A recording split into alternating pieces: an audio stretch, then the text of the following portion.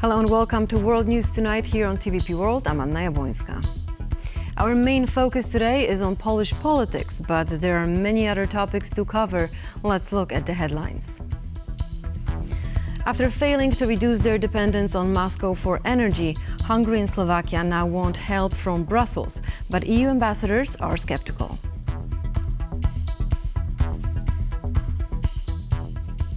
European diplomats met today in Brussels to take action on the self-proclaimed re-election of Venezuelan dictator Nicolás Maduro.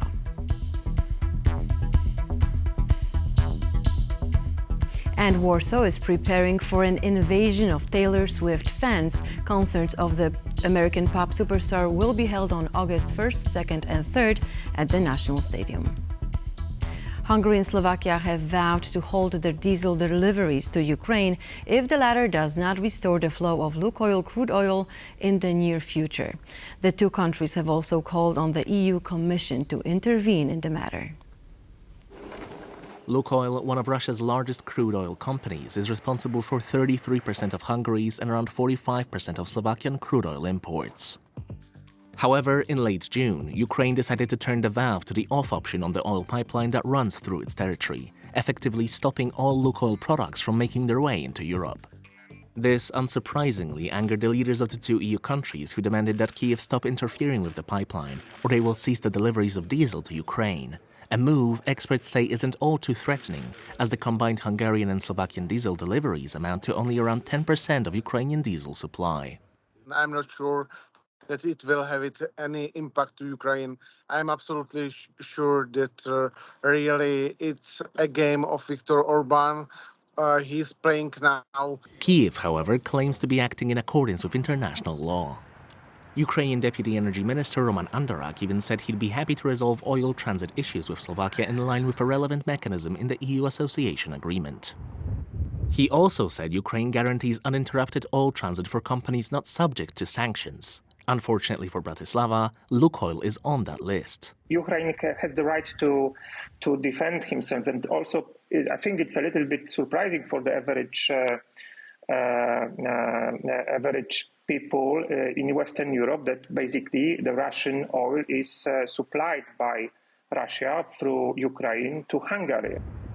EU officials are also reportedly fed up with the antics of Budapest and Bratislava. According to Politico, citing behind-the-scenes sources, EU officials think both Hungary and Slovakia should have already found alternatives to Russian oil, just like other EU member states. They can really buy another alternative through the Italy, as a Czech Republic, or through another country, through Poland, from Norway, or from USA. Analysts say tensions between Ukraine, Slovakia and Hungary are likely to rise in the coming weeks, as the latter two's oil reserves slowly deplete. The IDF has confirmed it carried out an airstrike in Lebanon's capital Beirut just a short while ago. Let's go live to our correspondent in Tel Aviv, Diana Skaya, for the details as they emerge. Hello, Diana. Tell us more about the airstrike.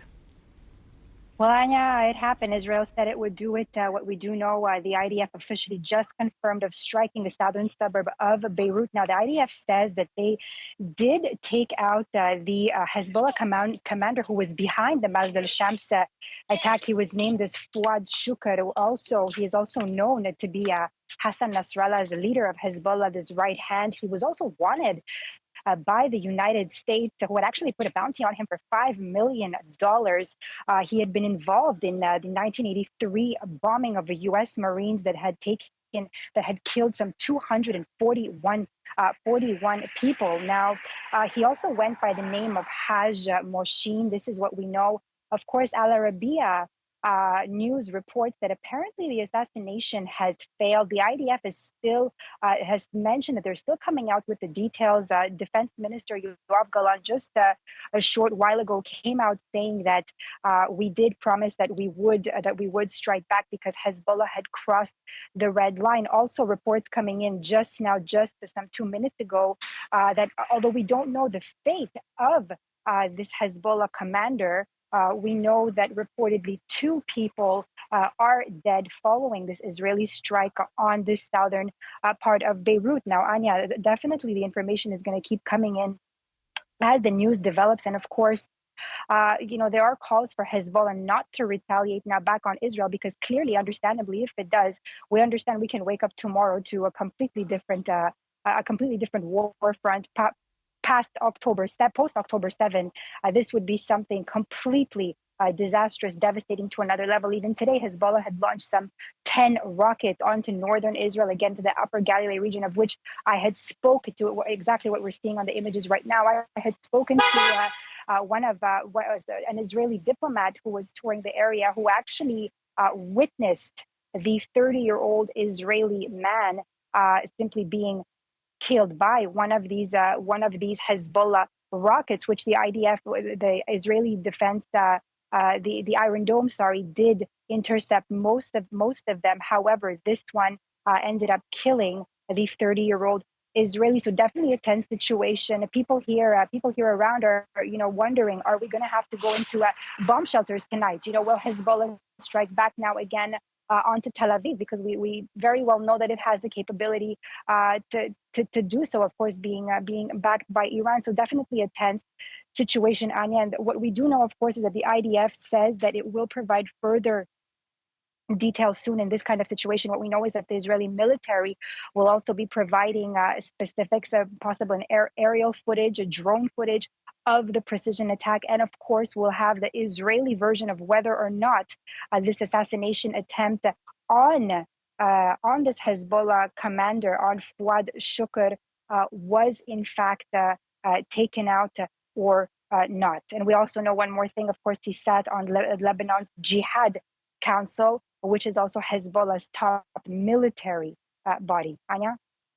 We'll keep a close eye on the situation as it is developing. Diana Skaya was reporting for us live from Tel Aviv. Diana, thank you very much, and we'll talk to you soon. Law and Justice, the main opposition party in Poland, is facing serious allegations of mishandling state subsidies. If the Polish Electoral Committee finds sufficient evidence of wrongdoing, the Conservative Party could lose one of its main sources of income. The Polish Electoral Committee has so far received dozens of tips that the Law and Justice Party allegedly mishandled public subsidies in the 2023 election campaign.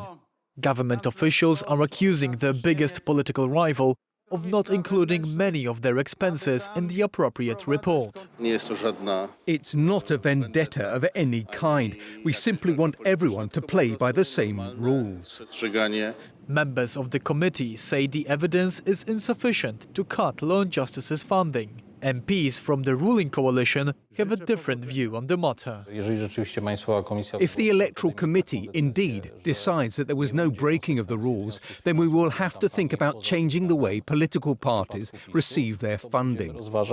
Polish Justice Minister Adam Bodnar has said that some of the funds used in Law and Justice's election campaign came from the Justice Fund, the same fund which was supposed to be used as compensation for victims of crimes, not political campaigning. Law and Justice's politicians, on the other hand, accuse the current government of seeking retribution against them. The Law and Justice Party didn't do anything during its election campaign that the ruling coalition parties wouldn't do. Polish political parties receive the bulk of their funding from state subsidies, proportional to their election results. The Law and Justice Party receives the most, up to €6 million annually. Polish Justice Minister Adam Bodnar has submitted a request to the President of the European Parliament to remove immunity for two Polish MEPs, Mariusz Kamiński and Maciej Wąsik. The pair are wanted in connection with an abuse of power case. The immunity of two Polish MEPs is in the hands of the European Parliament. After a hearing and committee debate, the Parliament will vote on whether Maciej Wąsik and Mariusz Kamiński can be up for prosecution in Poland. This investigation and Bodnar's actions are yet another proof of the extreme politicization of the prosecutor's office. You will never silence me. The two had already been convicted and served prison sentences at the beginning of the year before being pardoned by the president. The main opposition party, Law and Justice, of which both MEPs are members, believes that Kamiński and Wąsik were political prisoners. This motion belongs in the trash, not in the European Parliament. I am expecting various investigations concerning both gentlemen because we have debated in the public sphere various abuses of power or the lack of oversight over various areas of life by these politicians. The case concerns what happened a few weeks before the arrest of the two former ministers, but already after their conviction. The two were banned from holding public office, but nonetheless appeared in the Polish parliament and took part in a vote. I hope that all these matters will be clarified and that those who exceeded their authority and broke the law will be dealt with appropriately and their guilt will be decided by the court. The story dates back to 2007 when Wąsik and Kamiński headed Poland's Central Anti-Corruption Bureau and abused their powers. They were pardoned by the president Andrzej Duda in 2015. The case is complicated and has two alternative interpretations. Two major political blocs in Poland disagree on the case of Wąsik and Kamiński. The key issue is whether the 2015 presidential pardon was valid, since it was signed before the court delivered its final ruling. According to the ruling coalition, it was not. And therefore Kamiński and Wąsik were legally arrested after the final verdict in 2023. According to this interpretation, Kamiński and Wąsik broke the law by voting in the parliament in December 2023. According to the main opposition party, however, the 2015 presidential pardon is lawful and binding. According to this interpretation, everything that happened to Wąsik and Kamiński since then is political prosecution. Kamiński and Wąsik have also recently been embroiled in accusations concerning the use of Pegasus spyware against political opponents when they were responsible for the internal services during the Law and Justice rule in the years 2015-2023. At least one person was killed and dozens were arrested as protests continue across Venezuela. Although exit polls showed incumbent Nicolás Maduro at a 20 percentage point disadvantage, he announced victory in the recent presidential elections, leaving many questions regarding fairness and oversight. Maduro's announcement was met with a cacophony of bangs as disillusioned voters protested the results by loudly whamming pots and pans. Thousands took to the streets to express their anger and frustration with the results. What happened is clear to us. It's clear we won by 80% with Edmundo González. They stole from us because Maduro is genocidal. We must fight for democracy in this country. We need to keep on fighting for the young people, the youth, and my grandchildren, and my children who left this country. The opposition disputes Maduro's claims, claiming that their candidate, Edmundo González, won with more than 70% of the vote. So seeing today this unequivocal, reliable, mathematically irreversible proof that we won, I feel great pride in what we have done. God bless Venezuela.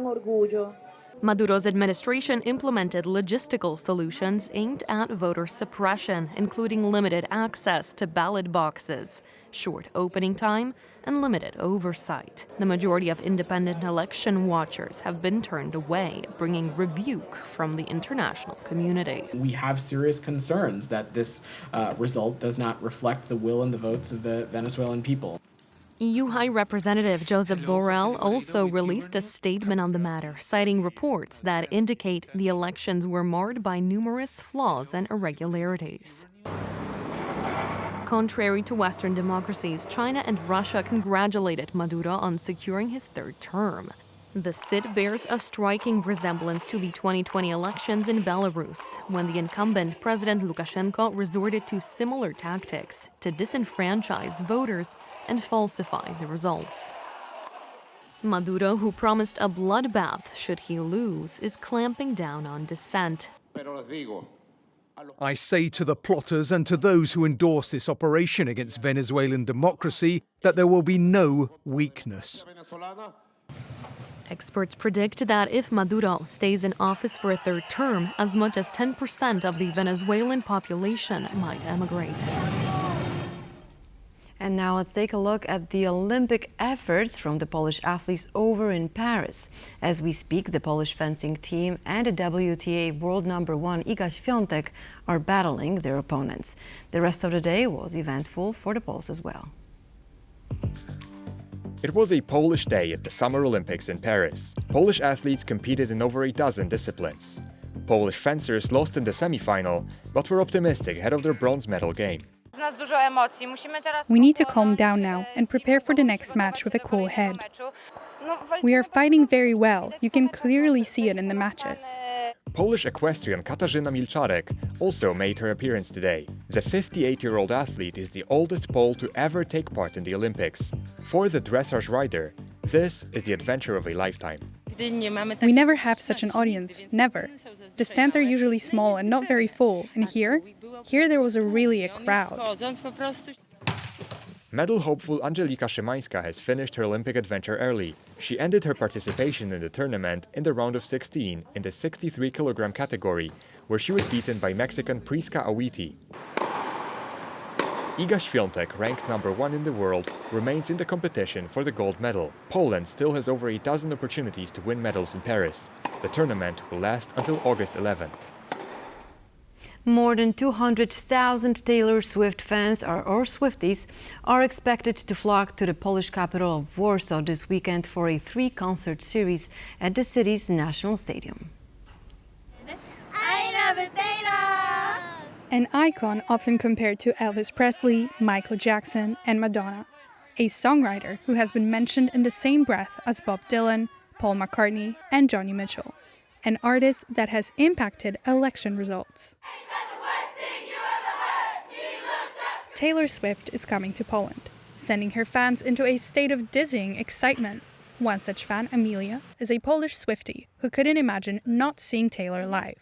I'm very excited. I've been waiting quite a long time, actually since 2019, because she was supposed to be in Poland then. I think in Gdańsk, but she had to cancel because of the pandemic. So I'm very excited to have this opportunity. The American superstar will come to Warsaw not for one concert as initially planned, but for 3, as the tickets for the first one sold in a flash. Unsurprisingly, tickets for the remaining 2 concerts followed suit, with each event selling 73,000 tickets. I just really like the lyrics. They speak to me on a more deeper level, I would say. And that's what makes her so special for me. Taylor's first show at the PGE Narodowy on Thursday coincides with the 80th anniversary of the Warsaw Uprising. But City Mayor Rafał Trzaskowski has reassured the public that planned commemorations won't be interrupted by Taylor's concert and vice versa. At the same time, Warsaw is preparing for a massive show. The city's security HQ is in touch with the organizers, who are ensuring that all the attendees are up to date on the events of August the 1st, as well as how to reach the venue. We are doing everything to ensure that the show does not affect our memorials and planned celebrations. Both events are expected to bring over 44 million euros to the local economy. Experts dub this phenomenon Swiftlation, as Taylor Swift's presence raises the prices in restaurants and hotels close to the concert venue by 70 to 80%. The lodging prices in Poland's capital have already gone through the roof. Just a normal summer weekend, the price would be like maybe 300, 400 zloty a night in Warsaw. So right now we are selling this for 2,000. Taylor is coming to Warsaw from Munich, which experienced amazing scenes during the artist's stay. 40,000 fans who didn't obtain tickets to her show swarmed around an adjacent park where the music was audible. The Munich and Warsaw concerts are a part of Swift's Eras Tour, the first ever tour to gross more than $1 billion. Taylor Swift is the first and only female solo artist to win the Grammy for Album of the Year 3 times. Her ongoing Eras Tour is expected to rake in $1.4 billion in sales. Its popularity shut down Ticketmaster temporarily and boosted tourism across the country as fans traveled to multiple cities to follow her shows. And with me to talk about Taylor Swift is music journalist Roman Rogowiecki. Good evening, sir. Thank you very much for joining me today. Good evening. Thank you for having me. Sir, so I have to start with a question. Where is this phenomenon coming from? I mean, 3 concerts on August 1st, 2nd, and 3rd. All the seats sold out. 250,000 of people are expected to see the shows. What is your take on it? My take is very simple. She's simply very popular all over the world. She's selling stadiums in the States. She sells stadiums in Europe. But mind you, David Pochadło sells 5 stadiums in Poland, so she's not that popular as him. But when it comes to Taylor Swift, where is her popularity, do you think, coming from? Is it her talent, or is it that her fan base is just crazy about her and they're building up that popularity? Well, it's typical for pop stars or rock stars. They need a lot of followers and young girls. I would say that basically her audience is young girls, teenagers. They need a role model. They need to love somebody. They have to appreciate somebody. They have to have all the pictures, all the files of her songs. And this is where it's coming from. There used to be the Beatles mania, there used to be Stones mania. Madonna was extremely popular, Spice Girls. Now it's the time for Taylor Swift, simple as that. Well, some people place Taylor Swift in the same pop icon stratosphere as Elvis, Michael Jackson, and Madonna. Is it too soon for her? I mean, would you agree that she's on the same level when it comes to talent, of course? Well, she's talented, let's put it this way. She's a competent singer. She writes pretty good songs. I would say that she's much more better lyricist than composer. She's not such a great guitar player. She's competent on piano. So, to be honest, to me, she's average. She's just a phenomenon. As I told you, they need to love somebody, and she's the one. Plus, she had a couple of funny situations like this one with Kanye West a couple of years ago when he interrupted her acceptance speech. And mind you, this is fantastic opportunity for media and a great exposure, and media loves controversy. So I guess Kanye West somehow helped to start this mania for Taylor Swift, but I wouldn't put her at the same spot as Elvis, Beatles, or Stones. No, certainly not. Well, yeah, I think you're right. I mean, that moment, actually, people felt so bad for Taylor Swift that they started to love her. So that situation, it seems like it worked for her. Now, she claims that she's writing all of her songs, the lyrics are her. Now, these days, is it rare for artists to write their songs, or is it just a normal practice? What do you think? It is a true catastrophe that everybody writes its own songs, both music and lyrics. And not as many people are as talented as Paul McCartney or Mick Jagger, Keith Richards, or a few others. As I told you, she's competent, but she's not such a great star. I think time will tell whether her songs will stay in the songbook for the 2020, 2030, 40. We will see. I guess she's not going to survive that. So I don't think that her songs will age that nicely as the songs of the Beatles, the Stones, or some other people that we appreciate, not to mention Bob Dylan. I think the lyrics, this is her strength, because she's kind of confessional. She writes about her, breakups with lots of famous boyfriends. It used to be John Mayer, a great American pop star, rock star, I should say. She used to be linked with Jake Gyllenhaal, a great actor. So she's pretty clever with picking up boys, and it helps as well. Now, why did you say that it's a catastrophe that musicians are writing their lyrics? Because it's, I don't know, it seems that people appreciate it, that they're hearing from the artist, not from a third person, about what they feel. Well, it used to be, I would say that very few people are as talented, let's say Prince or Bob Dylan and a few others that we can mention. And it all started with the Beatles. They started to write their own lyrics and music. And these guys were phenomenally talented. There's no doubt about that McCartney and Lennon, I would compare them to Bach or Beethoven, even as that. Maybe it's a bit of too much, but I consider them great songwriters and fantastic musicians. And it all started there. And nowadays, everybody figures I can do it on my own. I can write my own lyrics. I can put the song together because I just need a computer, couple of silly little things. I put it all together. I get a song. Look at the internet. It's just a garbage. If you're talking about music, this is terrible. What happened with this easy access to producing music, and I think Taylor Swift is one of them. She's not that bad as I mentioned with the garbage, but she does. Her songs are average. I don't think that they're gonna stay. Now, do you think that if it wasn't for the social media, she wouldn't be so popular? Absolutely. Absolutely. Just hit the right spot at the right time, as they say. She's all American girl, Taylor Swift. Even the name is very American and very kind of, it fits the whole situation. And she just rides on this wavelength. And she's very clever, let's put it this way. She's a great businesswoman. She knows when to say what. She's clever to say, well, I'm not using my private jet. I just pay my offsets and I'm just distributing lots of money to charities.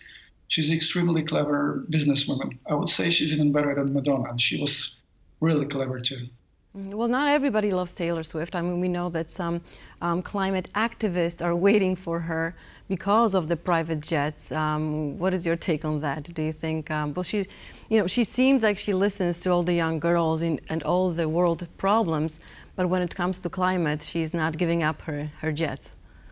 You see, hypocrisy, this is what it's called. And it can be put to a lot of people, a lot of stars, a lot of celebrities. We should take the train, we should take the bus, we can fly. This is for us. And this is terrible. She's part of that kind of clan of those who are better. And I think that these climate activists, you call them activists, I think they are hooligans. Mm-hmm. And I wouldn't really treat them as nicely. Can do a pretty good job just doing something, a little bit of a surprise for her in Warsaw. Mm-hmm. Now, I finally want to ask you about politics, because she's so popular, many young women are waiting for her to endorse, when it comes to the elections in the United States, Kamala Harris for president. So, do you believe that a music artist should get involved in politics like that? Is it fair for her to ask her to do that? Well, I think we all have our own voice. She can do it if she wants to. She can endorse whoever she wants to. And it's quite popular with artists just to endorse Democrats. It used to be Republicans during the times of Ronald Reagan. You had Schwarzenegger. You had guys like Clint Eastwood. They were all pro-Republicans. Now it's impossible, nearly impossible for artists to say, I vote for Republican president, because it's kind of dirty, I would even say. Like George Clooney would say, I've got enough of Joe Biden. I just want Kamala Harris to be our next president. And all these stars are going this direction. So whatever she says, it will resonate. It will resonate really heavily. Now, was it always the case when you look at the history of musicians or of even back in the day, were there many musicians that were backing certain political party, whether it's the United States, Poland, or any other country across the world? Well, it used to be like that. I think that I know Billy Gibbons from ZZ Top, the guy with a huge beard, which is real, by the way. It's not fake. And he's a Republican. I think that Joe Perry from Aerosmith, the guitar player, not the singer, he's Republican too. Kid Rock, he's not that popular in Poland. He used to be married to Pamela Anderson, so maybe some people would know him for that, although he's a pretty good musician and singer. So there are very few guys on the Republican side. Lots of country stars, they side with Republicans, but basically all the other people, they keep saying that Democrats are better and we believe in Democrats. So I think they can do that. It might do some harm. It might help them. It all depends. Mm-hmm. Well, I guess some things never changed. Sir, thank you very much for shedding light on that. Roman Rogowiecki, music journalist, was my guest. Good night, sir. Bye. And thank you for watching World News Tonight. Stay with us for more news and comments.